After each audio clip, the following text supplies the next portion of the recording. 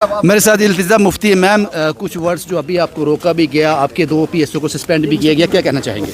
मैं इस गवर्नमेंट से 1 मिनट में हैंडल कर लूँगी, कोई बात नहीं। मैं इनसे इनकी प्रायोरिटी पूछना चाहती हूँ। आपने मेरे 2 पीएसओs को इसलिए निकाला क्योंकि उनने मुझे रोका नहीं। वो मुझे सच्चाई जाहिर करने से क्यों रोकते?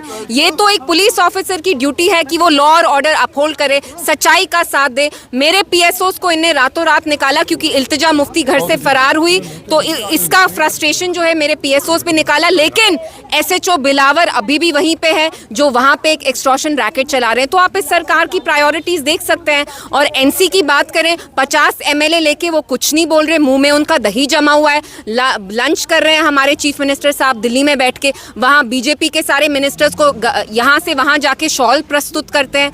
यहाँ के जो लोग हैं उनकी जाने जा रही हैं, वो उनमें इतनी डिसेंसी नहीं है कि वो सोपोर जाएं, इतनी डिसेंसी नहीं है कि कठुआ जाके उस लड़की को अपना कंधा दे जो बेवा बन गई रातों रात, जिसके 2 छोटे बच्चे हैं, मक्खन दिन की फैमिली से मिले। ये काम की बात नहीं है। मैं जाऊंगी, मैं 600 किलोमीटर 2 दिन में चली हूँ और मैं आपको बता नहीं सकती हूँ मुझे कितना स्ट्रेस हुआ, क्योंकि मैं अपने घर से मैं चोर की तरह निकली हूँ। मैं चोर नहीं हूँ, मैं सच्चाई का साथ देती हूँ। मेरे साथ ऐसा सिला क्यों किया जा रहा है? Why are they treating me like I am a hardened criminal? मैं आप लोगों के सामने सच बोल रही हूँ। क्या एक जुर्म है? आप भी एक जर्नलिस्ट है, आप सच्चाई का साथ देंगे तो आपको भी पनिश किया जाता है कश्मीर में। हम जानते हैं कि आप अपने शब्द वहाँ रखना चाहती थी, मीडिया से बात करना चाहती थी। आपको लगता है कि भारतीय जनता पार्टी की सरकार थी, अब एनसी की सरकार है, इन दोनों सरकारों के में क्या डिफरेंस देखती हैं आप? कुछ बदला है? कुछ नहीं वैसा है, ही है सब कुछ? बिल्कुल वैसा है। इनफैक्ट हमें लगा जब एनसी आएगी वो कम से कम कुछ अकाउंटेबिलिटी लेगी। हमें ही नहीं, जिन लोगों ने उन्हें इतनी भारी अक्सरियत से लाया उन लोगों को लगा कि इतने एमएलए दे के 50 एमएलए लाके जब यहाँ के लोगों के साथ कुछ गलत होगा तो एनसी अपना मुंह खोलेगी। आज चीफ मिनिस्टर साहब के एडवाइजर क्या कहते हैं कि आप जाइए पीडीपी जाइए, आप एलजी साहब से पूछिए, हमसे क्यों पूछ रहे? अरे फिर इलेक्शन क्यों हुआ? आप तो इलेक्शन की मांग करते थे, आपको कुर्सी चाहिए थी। अब जब आपको कुर्सी मिल गई, ये आपकी रिस्पॉन्सिबिलिटी है। अगर आपका काम हम करेंगे तो इक्तिदा में आप क्यों हैं? फिर आप क्यों आए हैं? आप कुर्सी पे बैठने आए हैं, कुर्सी गर्म करने आए हैं अपनी। 2 पीएसओ वो आपकी तरफ देख रहे हैं कि हमारे साथ इंसाफ हो, जो इंजस्टिस हुआ है उनके साथ। मुझे बहुत बुरा लगा। मैं रात में बिल्कुल नहीं सोई क्योंकि मैं जानती हूँ वो बहुत गरीब फैमिली से होते हैं।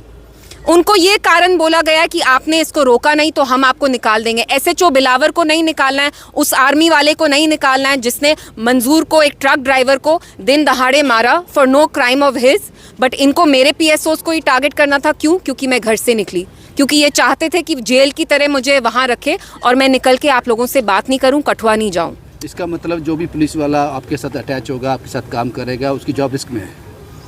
देखिए, अगर मैंने सच्चाई का साथ दिया तो सब जो मेरे इर्द गिर्द होंगे वो सब रिस्क में है। तो this is a choice that I make.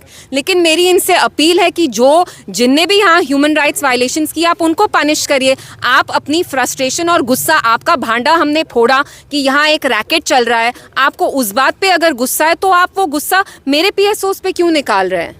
Why are you taking it out on them? अब आप क्या करना चाहती हैं? क्या कठुआ के जो मक्खन दिन साहब हैं, क्या कहना चाहेंगे उनके लिए? किस तरह की जस्टिस की आप उनके लिए? जब मैं कल बिलावर से निकली, वहाँ बहुत फैमिलीज मुझे मिली जिनने कहा यहाँ के जो एसएचओ हैं उनका नाम जितेंद्र सिंह है, वो बहुत ज़्यादा करप्ट हैं, वो एक रैकेट चला रहे हैं वहाँ। मुझे वहाँ बहुत सारे आदमी मिले जिनकी टांगें टूटी हुई थी क्योंकि उनको कस्टडी में इतना पीटा गया है। और उनको ये एसएचओ कहते हैं कि अगर आप हमें पैसे नहीं देंगे, हम कहेंगे कि आपका पार वालों के साथ राब्ता रहा है। पार वाले मीन्स पाकिस्तान, हम आप पे फेक चार्जेस हॉइस्ट करेंगे। तो आप देखिए, पुलिस वाला अगर कानून तोड़ रहा है तो उसको पुलिस में रहने का हक ही नहीं है, वो एक मुजरिम है। मैम, जो आप बोल रहे हैं बड़े सीरियस। बिल्कुल, और मैं ये डंके की चोट पे बोलूंगी क्योंकि अगर आप लोग मीडिया का ये रिस्पॉन्सिबिलिटी, आप जाइए बिलावर जाइए, फैमिली से बात करिए, जो बात मैं बोल रही हूँ वो आपको बोलेंगे।